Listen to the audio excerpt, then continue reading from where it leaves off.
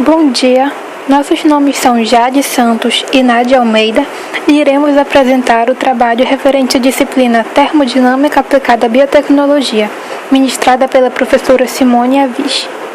Neste vídeo, daremos início ao capítulo 16 do livro Atkins de Físico-Química, Termodinâmica Estatística 1, os conceitos. A termodinâmica estatística faz a ligação entre as propriedades microscópicas e macroscópicas da matéria. Neste tópico, introduziremos o conceito da distribuição de Boltzmann, que é utilizada para determinar as populações dos estados de sistemas em equilíbrio térmico. Em seguida, veremos a sua dedução em termos da distribuição das partículas entre os estados acessíveis. Imagine um sistema fechado constituído por um número N de moléculas. Embora a energia total do sistema seja constante, não é possível dizer como a energia é compartilhada entre as moléculas, por causa do grande número de colisões existentes no sistema. A maneira mais geral para descrever a distribuição de energia é fornecer a população de um estado, isto é, um número médio de moléculas, representado por Ni, que irão ocupar um determinado espaço no estado de energia εi. A população de cada estado permanece praticamente constante. Entretanto, as partículas que estão em um dado estado podem mudar em virtude das colisões. Qualquer molécula individual pode estar nos estados de energia ε0, ε1 e em diante. O estado com energia ε0 será sempre o estado de energia mais baixa. Todas as outras energias serão medidas em relação a esse estado. Para obter a energia interna real, poderá ser necessário somar uma constante à energia calculada do sistema. Por exemplo, se estivermos considerando a contribuição das vibrações à energia interna, devemos somar a energia do ponto zero de todos os osciladores da amostra. Em qualquer instante, N0 moléculas estarão no estado com energia ε0 e N1 moléculas no estado de energia ε1 e assim por diante. O conjunto das populações N0, N1 e em diante pode ser representado na forma entre colchetes, sendo essa a configuração instantânea do sistema. Podemos imaginar um grande número de configurações instantâneas diferentes. Uma delas, por exemplo, pode ser N,0,0, com todas as moléculas no estado fundamental. Outra pode ser N2,2,0,0, com duas moléculas no primeiro estado excitado. Esta segunda configuração é mais provável do que a primeira, pois pode ser atingida de um maior número de maneiras. Para obter a equação representando o número de maneiras diferentes de se conseguir uma configuração, vamos considerar a configuração N2,2,00. Uma molécula candidata a um estado de energia mais alto pode ser escolhida de N maneiras entre as N moléculas. Restam então N-1 candidatas para a escolha da segunda molécula a ser promovida. E então o número total de escolhas é N vezes N-1. Porém, não se pode fazer diferença entre as escolhas AB e a escolha BA, pois ambas levam a uma mesma configuração. Portanto, somente metade das escolhas leva a configurações diferentes. E por isso, a equação final é meio vezes N vezes N-1. Se em virtude das colisões o sistema pudesse flutuar entre as configurações N,00 e N2,2,0, ele estaria quase sempre na segunda, que é mais provável. Em outras palavras, se o sistema tiver a liberdade de flutuar entre as duas configurações, as suas propriedades características dependerão quase exclusivamente da segunda configuração. Uma configuração geral pode ser obtida de W maneiras diferentes, sendo W o peso estatístico da configuração. A fórmula que representa o peso é dada por N maiúsculo fatorial sobre N0 fatorial, N1 fatorial e assim por diante. Para exemplificar Considere as 18 moléculas representadas na figura, que podem ser distribuídas de 18 formas fatoriais diferentes, dentro das 4 caixas simbolizadas pelas retas verticais.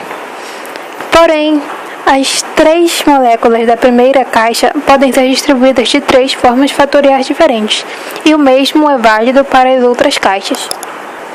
Dessa forma, a equação gerada para essa determinada situação será W igual a 18 fatorial sobre 3 fatorial vezes 6 fatorial vezes 5 fatorial vezes 4 fatorial. A operação com o log natural do preço estatístico é mais conveniente do que utilizar o próprio preço estatístico, além de facilitar as aproximações. Para utilizar o log do preço estatístico, utilizaremos as seguintes regras. A primeira regra consiste em log natural de x sobre y igual a log de x menos log de y. A segunda regra é log natural de x vezes y igual a log natural de x mais log natural de y. Assim, utilizando essas regras nesta expressão ficaria o log natural do peso estatístico igual a log natural de n maiúsculo fatorial sobre n minúsculo 0 fatorial, n minúsculo 1 fatorial, n minúsculo 2 fatorial reticências, igual a log natural n maiúsculo fatorial menos log natural de, entre parênteses, n0 fatorial, n1 0 fatorial, n2 fatorial reticências, fecha parênteses. Partindo para a segunda linha, utilizaremos a segunda regra, que temos log natural de n fatorial menos log natural de n0 fatorial mais log natural de n1 fatorial mais log natural de 2 fatorial mais reticências, fecha parênteses. Isso seria igual a log natural de n maiúsculo fatorial menos somatória de log natural de n1 fatorial. Essa expressão ela pode ser facilitada pela fórmula de String, que consiste em log natural de x fatorial aproximadamente igual a x log natural de x menos x.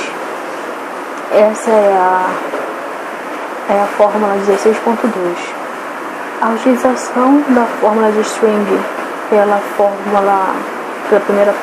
resultado da fórmula anterior seria igual a log natural de peso estatístico igual a n maiúsculo log natural vezes n menos n maiúsculo,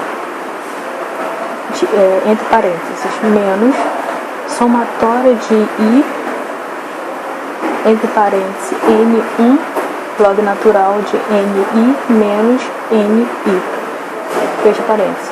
Essa equação é a equação 16.3. O resultado dessa equação é igual a